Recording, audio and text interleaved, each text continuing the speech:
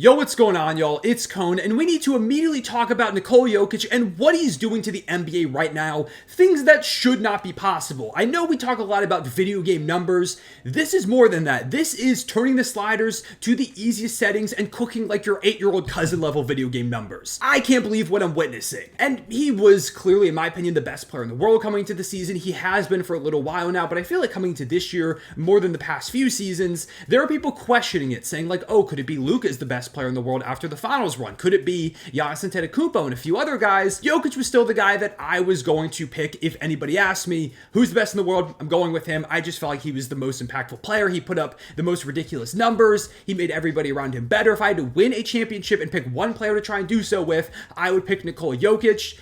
And yeah, he's showing exactly why I had that belief, because not only right now is he firmly the best player in the world, it feels like there is an ever-building gap between him and everybody else. He is on the pantheon of the NBA at the moment, and I don't really think anybody's coming close to the way that he's producing at this exact moment in time. It's funny because a few weeks ago, I was considering making a video talking about, hey, could the Nuggets be in trouble? Because they were 2-3 to start the season. They had a couple of wins, but they were both overtime wins against the Raptors and the Nets. Not the best opponents in the world, and then Aaron Gordon got hurt. I was concerned, but since then, they've won 5 games in a row, including last night's W against the Mavericks. And a lot of people are picking it up, like MPJ hitting the game winner against Dallas and is on a really good stretch right now, and Peyton Watson's been hitting more shots and making insane defensive plays like the one against Kyrie tonight or the one against Shea a few days ago. Christian Brown coming into his own in that starting shooting guard role. Jamal Murray looking more like himself. Russ having some really good games lately. The supporting cast is improving. They're looking much more steady than they were to begin the season, but it's been Jokic. Jokic is the reason why they're on this stretch. Let me just give you the numbers, because I don't think I can put it into words how ridiculous he's been. Last night against Dallas, 37 points, 18 rebounds, 15 assists on 13 of 21 shooting. He was perfect from 3, absolutely picking them apart. And they've been one of the best defenses in the league to start the season. And I know they're missing PJ Washington and Derek Lively. Those are important pieces, but I don't think they had any chance to stop him. This is one of those nights where nobody could stop him. And honestly, that's most nights for Nikola Jokic. You can't double him because you try to send multiple guys at him. Guess what? Not only the best big man playmaker easily in the history of the sport, he's the top 5 playmaker to ever play the game of basketball. He has literal eyes in the back sides and probably the top of his head at this point. He can pick you apart with a no-look, with a bounce pass, with just the most absurdly lackadaisical looking skip pass you've ever seen. If you send one guy at him, you're like, okay, well, we'll just single cover him and try to make him be a scorer. Guess what? He's one of the most efficient players in the league right now, with some of the best touch you've ever seen. He's got strength more than basically anybody. He's just going to back you down and shoot a little hook shot over you, or that little slingshot turnaround jumper, a Stambor shuffle. It's moves that you would expect from a guy at like your local YMCA. It's the slow motion move that you're like, oh, I could probably stop that. You can't. There's just no way to stop him from scoring once he gets to his spots. And some people might say, oh, you could leave him open for 3, because the past few seasons, it's been a bit up and down when it comes to Jokic's 3-point percentage. Like last season, he was at 36%. The year prior, he was at 38, but the year prior to that, he was at 33.7. He's always been a good 3-point shooter, but he's never been like an elite knockdown sniper. Well, guess what? He's shooting over 50% from 3 right now, and the Mavs tried to let him take a couple of threes. It's probably what you would consider a win for the defense. No, not a win at all.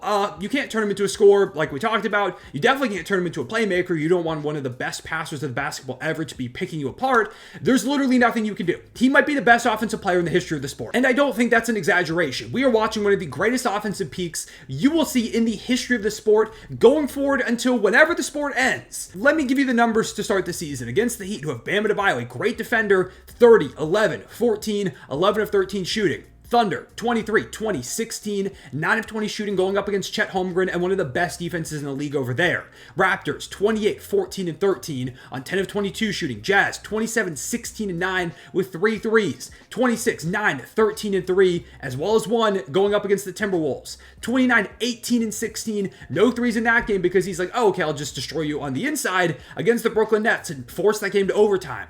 40, 10, 4 on 18 of 27 shooting against the Raptors. Against the Clippers, another good defensive team to start this season. 41 points, 9 rebounds, 4 assists, 7 threes. The fact that he can do that, in addition to all the post work he can go ahead and get done. Easily his worst game of the season was the first one against the Thunder, which I'm going to use to shout Chet Holmgren how great he's been defensively this season. But like, that was still 16, 12, and 13. is still a triple-double. And it was definitely not his fault that they lost that game. Nobody could shoot. That was the first game where everybody's like, should we be concerned about this Nuggets supporting cast? And you really don't have to be when Jokic is playing like this. To start this season, first 10 games, he's putting up 29.7 points per game, 13.7 rebounds, 11.7 assists, so pretty much 30, 14, and 12, 1.7 steals, and a block on 56.3% shooting, 56.4% from deep, and 84.3% from the line. That's a true shooting percentage of 66.7, which is the second best true shooting percentage of any player ever, putting up at least 29.7 points per game, only behind unanimous MVP Steph Curry. And when I think about the best, most dominant players I've ever watched personally, I think of unanimous MVP Steph Curry, I think of LeBron James, and at this point, I think of Nikola Jokic. Like, that's the third guy that probably comes to mind for me. Right now, he's averaging a triple-double and doing it on easily the best efficiency ever by somebody trying to accomplish that feat. Last night was his 6th triple-double of the season in just 10 games, so currently on pace to break Russell Westbrook's 41 triple-doubles in a season record. And I don't know if he's going to reach that point, because watching that MVP Russ season, it was insane how he continued to rack them up. But if there's anybody who could do it, it is Nikola Jokic. This was his 4th career 30, 15, and 15 game. The only other guy that has more than 2 in their career is Oscar Robertson, and he just became the first player to ever average 28, 11, 11 on 65 true shooting percentage or better over a 10-game span. It feels like I'm watching Wilt Chamberlain, in the fact that Wilt is one of those guys that anytime somebody nowadays has a crazy stretch or seemingly breaks some kind of record, it's like, oh, they're the first person to do it since Wilt. He just seems to be the baseline for any insane numbers, any record you could think of. I feel like eventually one day we're going to look back at Nikola Jokic in that way, where it's like, oh, this guy like LeBron James V in like 2090 or whatever is putting up these insane numbers. And it's like, oh, when was the last time somebody had like 28, 11, 11 over a 10-game span in this true shooting percentage? And it's always going to be Nikola Jokic as the guy that's mentioned as that baseline. Through these first 10 games, there is nobody in the stratosphere of what Jokic has done so far in terms of his individual production, the way that he's elevated Denver. It's alien level stuff. And it's really funny because coming to the season, me and most other people really didn't have Jokic as one of the heavy MVP favorites, because not only were there concerns about how the Nuggets supporting cast might look around him with losing KCP and the overall thin bench depth, so nobody was really sure where they would be in the standings. I personally still put them second, but mainly because I thought there would be big-time voter fatigue. He's won 3 of the last 4 MVPs, and typically voters don't like to give guys that many awards in such quick succession. It's just the way that the NBA works. Otherwise, LeBron would have like 10 MVPs on his resume most likely. But Jokic might be the first guy to just straight up beat voter fatigue. If he keeps putting up these numbers, I don't know how you don't give him the MVP award, especially if the Nuggets are a top 2-3 team in the Western Conference. Like, it still seems like they have the chance to be. So yeah, he might just annihilate that tradition of the NBA at this point because he's putting up numbers that legitimately are impossible to comprehend. And then there's the fact that we need to talk about where Jokic ends up all time in his career. There are a lot of people already saying in the comments of a tweet I put out that he's top 15 all time. I've seen some people say top 10, some people even higher. Might be the best offensive player ever. The defense, of course, has been wavering. But if he does end this season with a 4th MVP already over the course of 5 years, say he competes for a title, say he wins one this year. I don't know how I feel about the Nuggets supporting cast overall in a playoff environment, but I'm not going to bet against Jokic being the leader of a championship level team, so I think they can compete for it. If they win another title this year or at some point soon, and he racks up another MVP or a couple, are we talking about arguably the best center to ever play the game of basketball? I don't want to go too far and say he's absolutely on the trajectory, but if someday we're looking back and Jokic is a top 5 player in the history of basketball, I'm not that surprised either. I feel like by the end of his career, if he keeps putting up numbers this way for like just a few more seasons, top 10 conversations are surely going to have to be had. It's crazy. I never would have thought the dude drafted in a Taco Bell commercial would be the guy that's competing for an all-time top 10 spot. It's truly ridiculous. He's one of those guys that already has and is going to continue to take away accolades from other all-time level talents. He's already taken an MVP or maybe a couple away from Joel Embiid, who could have won them if Jokic didn't exist. He's taken some All-NBA first teams away from Joel Embiid. Last year, he won an MVP over Shea and Luka, who both would have competed for it, but Jokic ends up getting the job done instead. This year, he might grab another one over one of those two guys who are both playing high-level basketball and whose teams will probably be up towards the top of the Western Conference standings by the end of the year. He's just kind of this mountain that's almost impossible to overcome in best player of the world conversations, in these award conversations. Crazy stuff.